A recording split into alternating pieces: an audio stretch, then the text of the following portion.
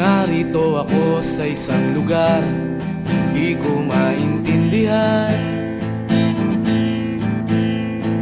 Nakikipagsapalaran sa buhay na ang hantungan ay kawalan.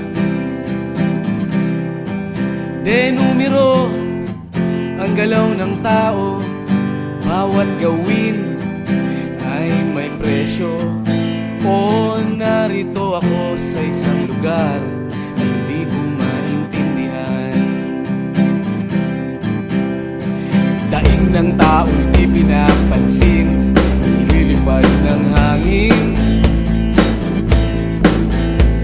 Pagkain sa araw-araw, hindi malaman paano pagkakasyahin.